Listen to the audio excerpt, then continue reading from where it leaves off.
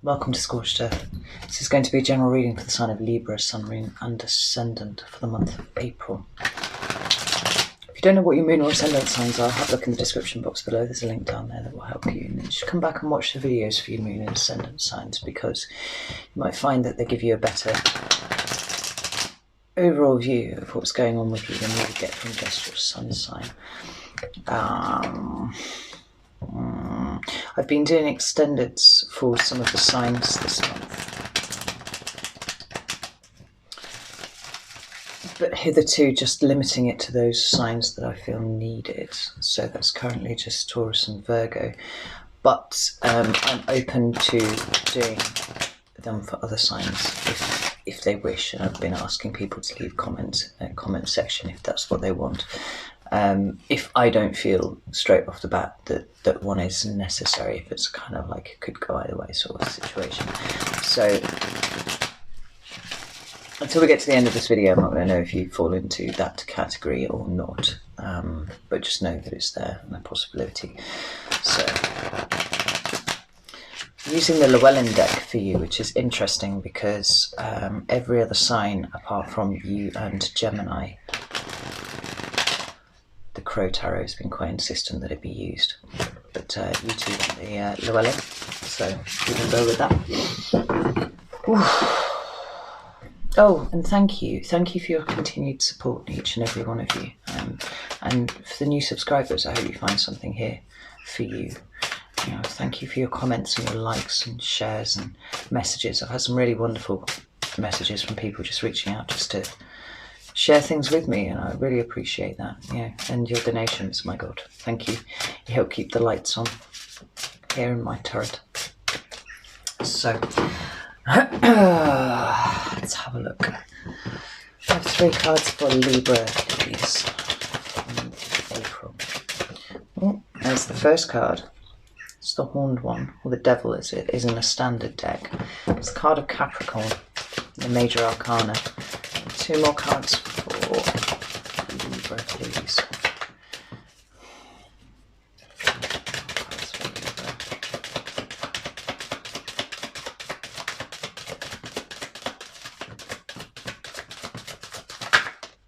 Oh. Temperance for your present energy. I like that. Oh, I've just realised that Gemini is the first sign in like a month's worth of readings that the Sagittarian temperance energy hasn't come out somewhere. It's coming towards Gemini, please. Oh, okay.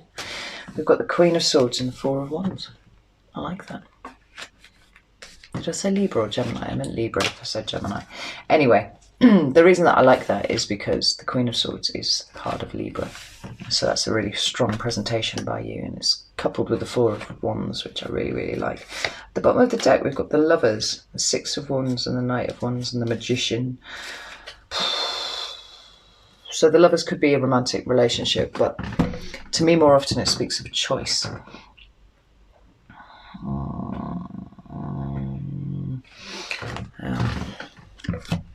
The 6 of Wands talks about victory, Knight of Wands about living in the moment, grasping opportunities as they arise, and the Magician, crafting your own opportunities, it would seem. So, just give these a quick shuffle, we'll get some clarifiers and then we'll get on with the reading.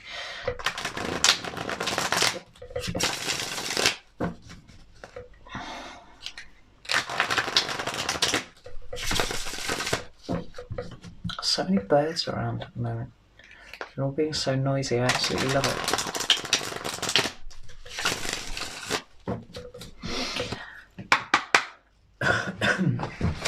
Where's the Horned one here for Libra, please? Oh, 4 of Wands again. Okay.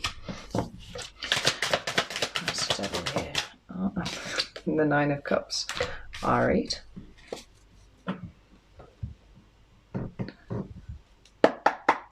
I've just noticed something on the Horned One card that I've never noticed before, which seems like it might be relevant.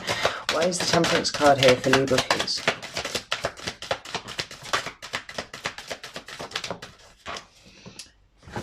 Got the Ace of Cups. for Libra, please. The 7 of Wands.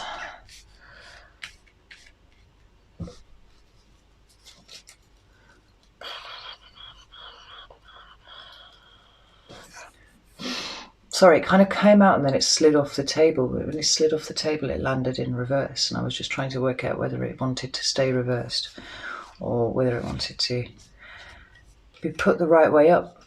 I feel with the other cards. It probably actually wanted to come out reversed. So I'll leave it as it lay.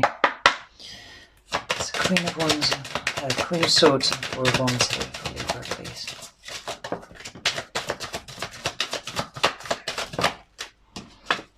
Don't take cards when they fall to the right, because that doesn't mean I've just drawn them. Queen of Wands, Queen of Swords, 4 of Wands. Oh. Knight of Cups.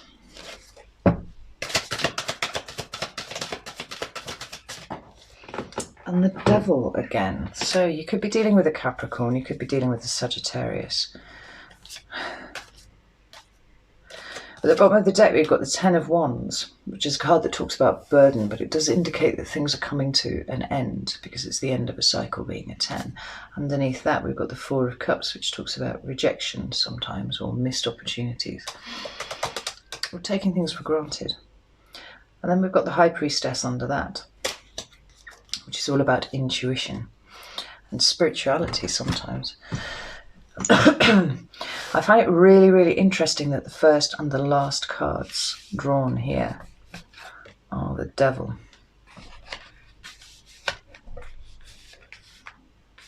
Because on the face of it, they're somewhat at odds with the rest of the cards. If you take it in its standard interpretation, but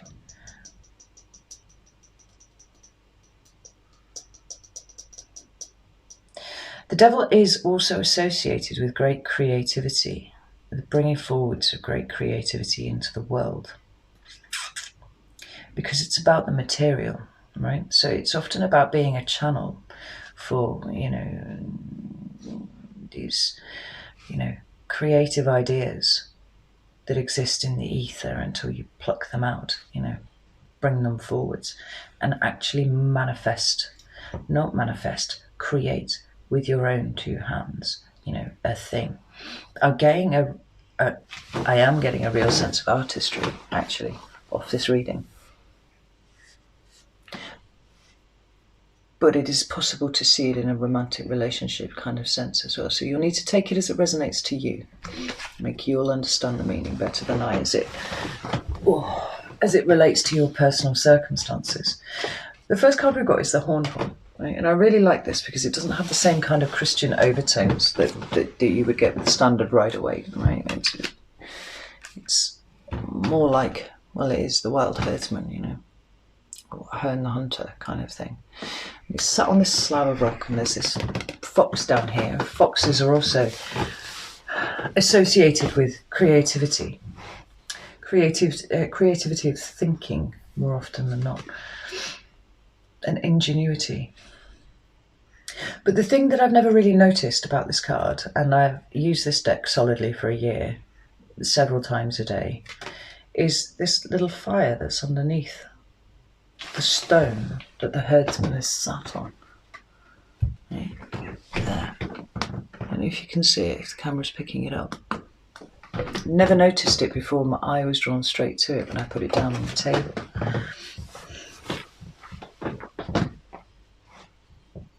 There's such an earthy, natural quality to this. It's difficult to be scared of it in the same way that we're kind of programmed societally to respond to the devil.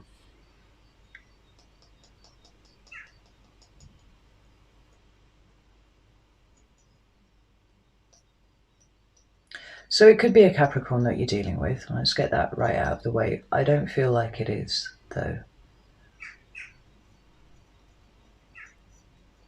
And I'm drawn to this fire, which is small, right? It's not a big burning infernal pit. It is just a small fire. But it feels like the start of something that's been tickling along in your mind, perhaps not yet fully formed. An idea of something, like some low-level creative spark.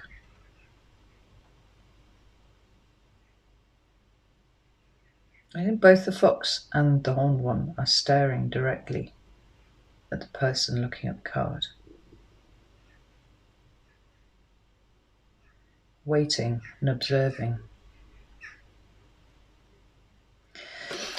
And this is in your recent past, so I feel like there has been, something that has occurred to you, something that you've been working on, something that you've been doing, that it's existing in only at the moment in your mind, right? I don't think that you've yet begun the process of creation with it, but it's there. It's smouldering away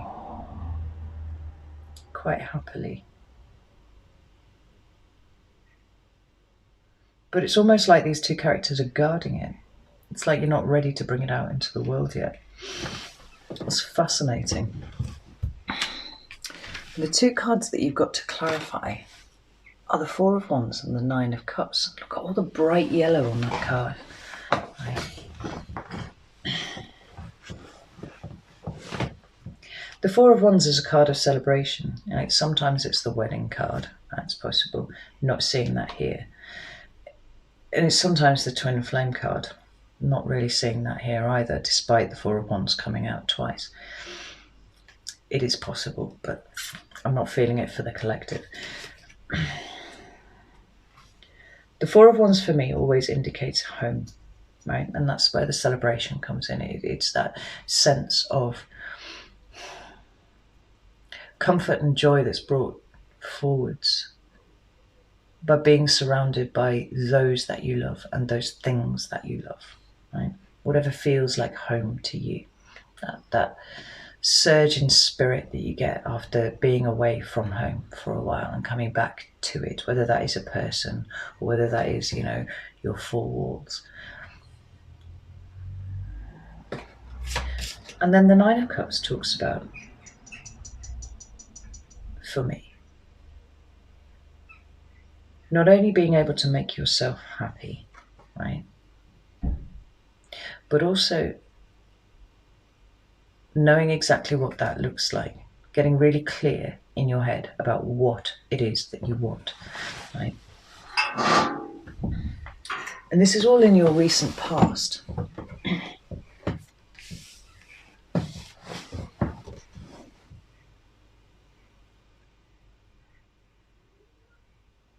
Something that you've been working on creatively is brought you great joy. And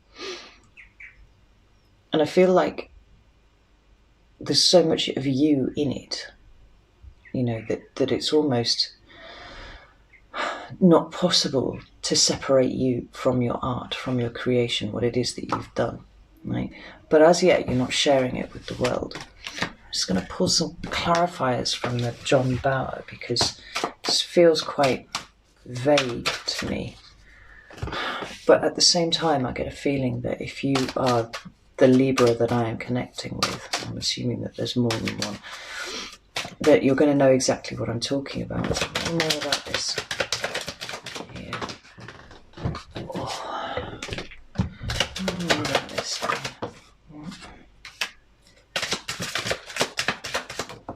More about this here. Huh. So now we have Death, the Three of Swords, and the Ten of... It's not the 10 of anything, it's the Wheel of Fortune. So that's Scorpio and Sagittarius, respectively.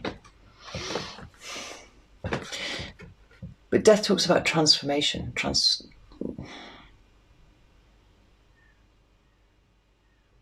great shifts.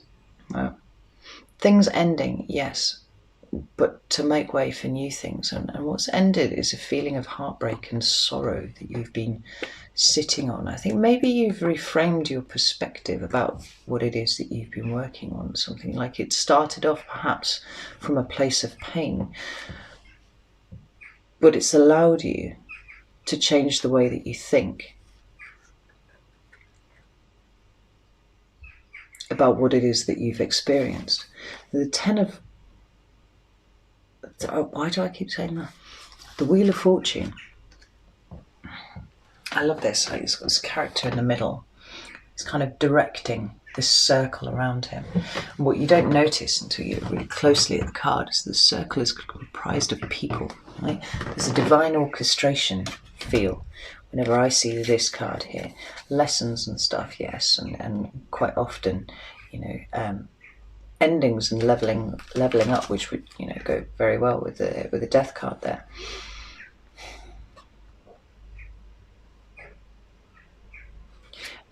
But a sense of the heartbreak and the sorrow and the loss and the sadness that you feel being ushered out of your life, right? Because it no longer serves you, and being transfigured into something beautiful, and something that actually gives you great happiness. Divinely orchestrated. Yeah? I was once told that instinct and intuition. No, intuition was sent to you by spirit, and so you should always listen to it because they know better than you do. And there's a sense here that whatever it is that you're working on, it has been sent to you by someone in order to help you end the pain that you have been feeling and transmute that into something better, right? And then we'll come to your current energy, which is temperance, right? Sagittarian energy again. But more importantly than that, it talks about healing. It talks about emotional balance, right? Because although it's a fire card, right, being the card of Sagittarius, it's always depicted with water on it. Now that woman there looks, well, she's a mermaid. She looks like she's sat at the bottom of a lake next to a well, right? The card is in fact called Keeper of the Well. There's no sense of her drowning down there. Like she's sitting very easily next to the well with a dog, actually, just floating, right? Being in her emotions, but not drowning, not in any kind of danger of anything, and healing. Temperance is card number 14, which reduces down to 5. Now, 5s are unstable energy. They're about things shifting, uncomfortable change often. So for me, the temperance card I tend to see as healing off the back of adverse circumstances. And you seem to have had some. There seems to have been something that has made your heart sad, which you have now cleared out and transmuted into something really, really positive. And in doing so, you caused yourself to heal on a level that you probably don't even really understand. But you feel more comfortable in your own skin now. And it's clarified by these two cards here, which is the Ace of Cups and the Seven of Wands. Remember, I wasn't sure whether the Seven of Wands wanted to be up or down. I think it wanted to be down though. The Ace of Cups is, right, flatly, it's new love, right? Or renewal of love. And that can be of someone or something or yourself, potentially. You can see it sometimes with the Empress or the Page of Cups to indicate, a new life coming into the world.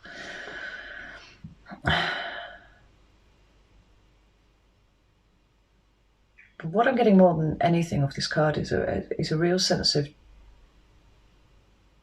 you being gentle with yourself, Libra. In combination with this card, right? These are both cards that talk about emotion very strongly. And this one particularly talks about balance and peace. And that's what I'm getting off both of them. A sense of peace and a sense of balance. A sense of forgiveness as well. And I feel like that is directed inward, right? Just calm. It's funny, when I was doing the meditation before I started your reading, what I heard was calm. What I felt was calm and peaceful. And I thought that was maybe just me, because that's quite how I am sometimes. But it was quite, not pointed exactly, but pointed.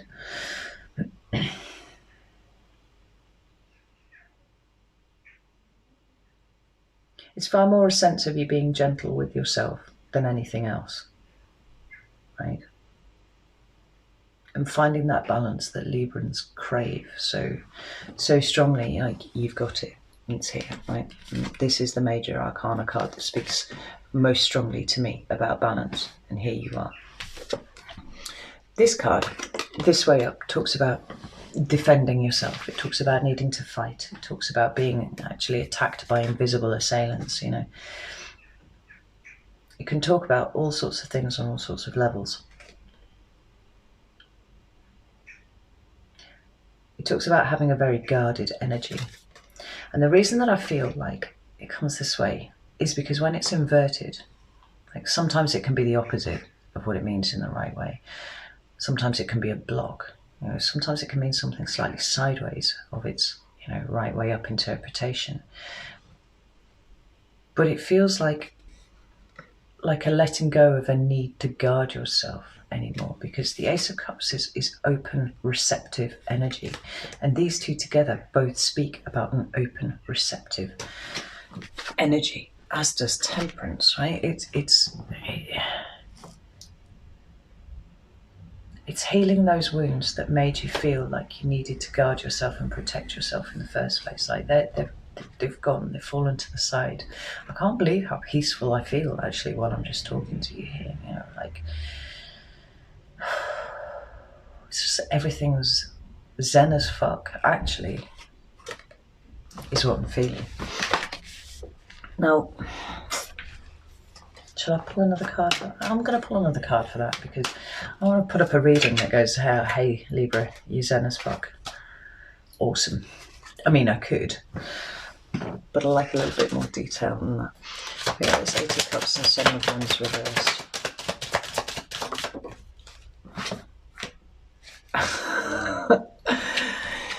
It's the Ace of Cups, right? It's gentle energy. Ace of Cups.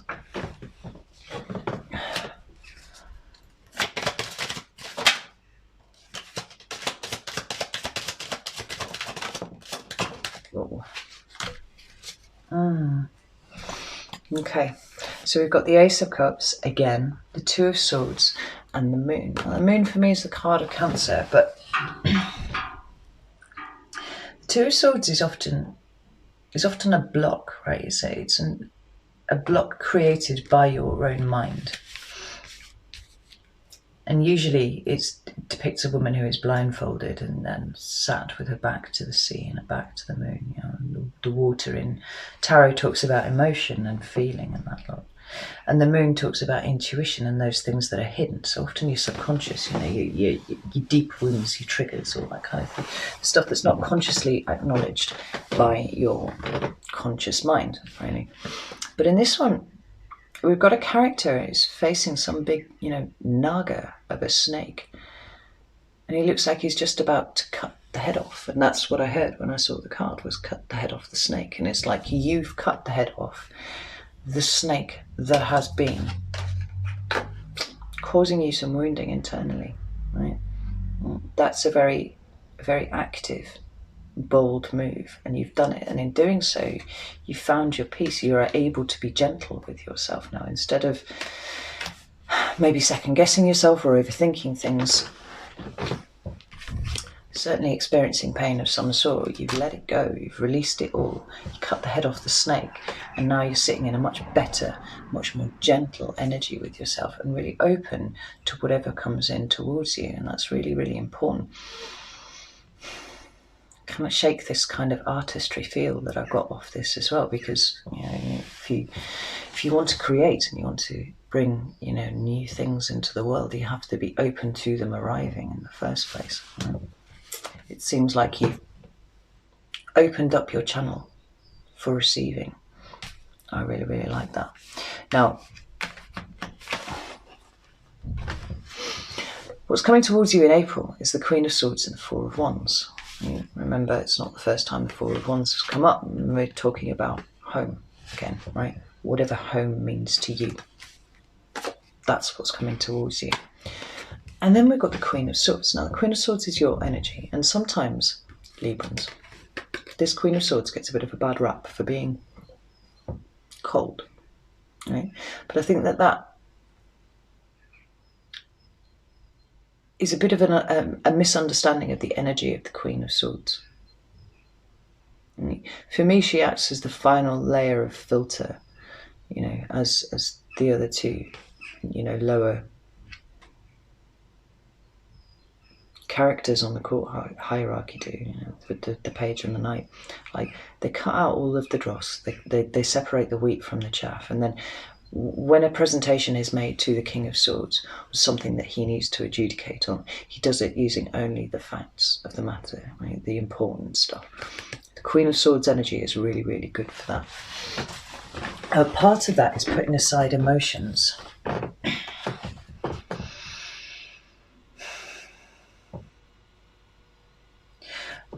Rather than ignoring the emotional component, I feel like it doesn't need to come into play so much, because you have centered yourself and are being gentle with yourself and are no longer being ruled by whatever emotions were plaguing you in the recent past. You've let a lot of stuff go, you've equalized, you've balanced.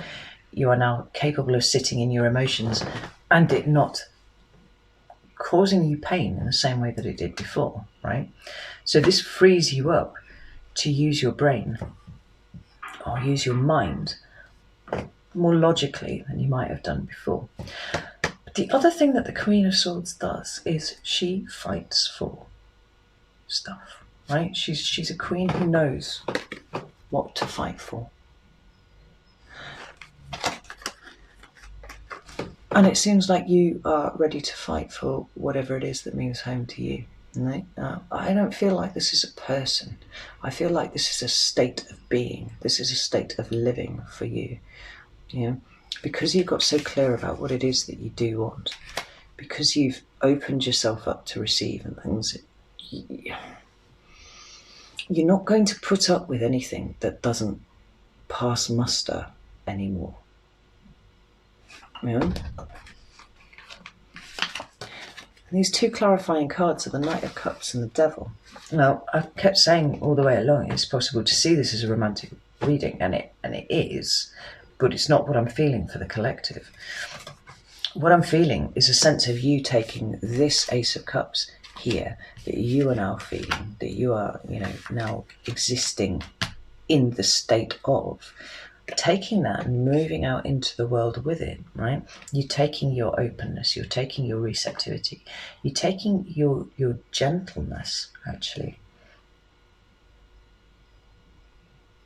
out into the world to expand it. And then we're back to this Devil card, right? And this Devil card, rather than speaking to me of abuse or toxicity or codependence or any of those things,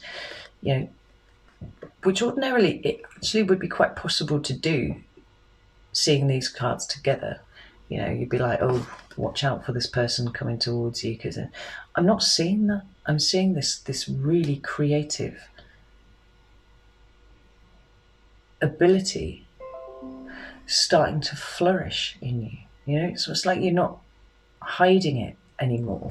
You're not guarding it anymore, like these two characters are in this card. You're being sort of open and unapologetically creative, saying, this is me, this is what I do. And I have something important to give to the world, which you do. Now, the Knight of Cups and the Devil, please.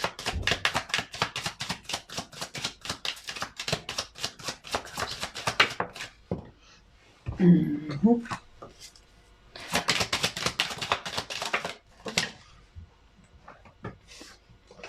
Yeah, we've got the Seven of Wands and the Nine of Wands, right? It's the Nine of Wands is reversed, just as the Seven of Wands was reversed, and the Seven of Wands again.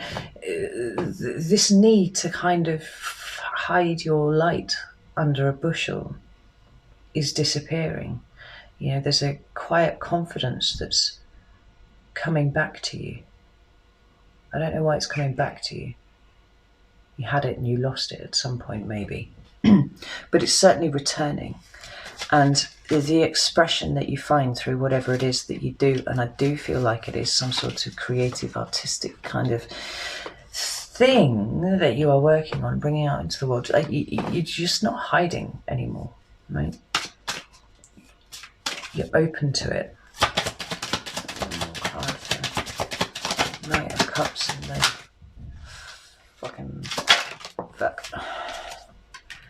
Ten of Cups. Yeah, like 10 of Cups. Because it's emotionally fulfilling to you. And that's so important. Now we've got the Four of Wands twice, the Nine of Cups, the Ten of Cups, the Ace of Cups twice, Temperance. Like, this whole reading is so gentle. But there's an underlying foundation of strength here that I'm picking up really, really strongly. Like the work that you've done on yourself, whether you've consciously realized that you were doing it or not, and this healing that you've done on yourself is actually put you in a really, really strong position. The other thing that I've done it again. The other thing that the Wheel of Fortune speaks to me about is authenticity, right?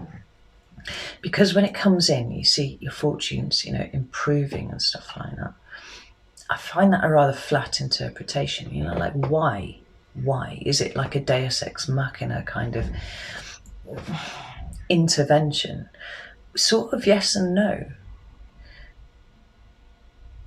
Fortunes improve when you vibrate at the same frequency internally and externally. Then, like when there isn't a difference between what you project and who you are inside, right? That's true alignment of your energy. And I feel that very strongly, that this is what it is. It's a very gentle move, but it's very strong as well. This real alignment of energy. And you become authentic. You start throwing out that particular resonance, So you attract people who do the same to you. You attract good things to you in the same way, because the universe starts throwing stuff at you because that's what you're focusing on, And particularly when you've got these two cards together, when you know exactly what it is that you want rather than focusing on what it is that you don't want, because then that point of focus becomes what the universe hears. Focus on what you do want, and so it shall be delivered to you. Like, I'm actually kind of awestruck by this reading, Libra.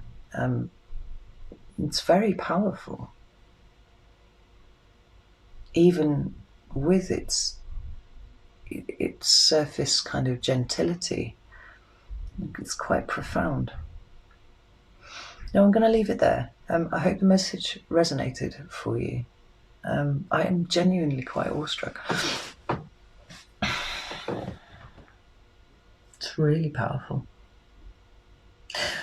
But I'll be back in about 2 weeks or so for the mid-month. I don't think you need an extended, although if you want one, I can kind of plunge around in it. But it seems quite straightforward, actually, this reading.